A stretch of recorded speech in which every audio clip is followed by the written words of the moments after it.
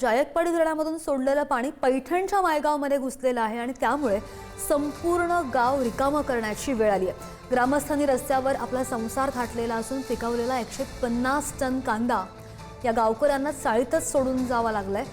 जीव वाचवत पळावं लागलंय। या सगळ्या गावकऱ्यांशी संवाद साधलाय आमचे प्रतिनिधी सचिन जिरे यांनी। नदीला पूर आलेला आहे, यामुळे अनेक गावं प्रभावित झालेली आहे। आपण सध्या पैठण तालुक्यामध्ये आहोत। पैठण तालुक्यातल्या नायगाव भागामध्ये आपण आहोत। नायगाव भागामध्ये संपूर्ण पाणी साचल्याने गावकरी अशा पद्धतीने आसरा घेतलेला आहे। हा संपूर्ण तुम्हाला डांबरी रस्ता दिसत असेल। या संपूर्ण डांबरी रस्त्यावरती आपल्या संसार या ठिकाणी त्यांनी मांडलेला आहे। काय काय परिस्थिती आहे, कशा कोणत्या समस्या उद्भवलेल्या आहेत।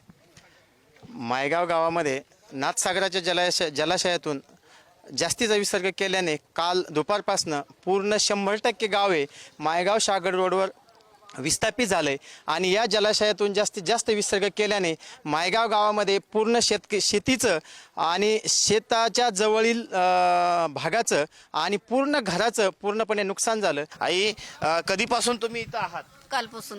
अच्छा। सारे शेतात पाणी सरकीत, ऊसात घरामध्ये पाणी, सगळे कपडे ते लेकरायचे कांदे होऊन गेलेत, जाळ्या परेशान येतं। लेकरं बाळ कपडे नाहीत घालायला। प्रशासनाकडून कोणी आलं होतं का? सरकारी कोणी अधिकारी तुम्हाला काही मदत मिळाली का? काही नाही, आज सकाळी फक्त आम्हाला जेवण आलं एकदा। तुमच्या काय काय अडचणी आहेत? आमच्या घरामध्ये पाणी गेलं, आम्हाला कपडा लत्ता सगळा आमचा भिजला, आम्हाला काहीच नाही राहिलेलं। आम्ही नुसते आमच्या कपड्यानी इथं आलो, आम्हाला खायला प्यायला दिलं, गावातल्या लोकांनी मदत केली आम्हाला। आम्ही खूप परेशानमध्ये आहे।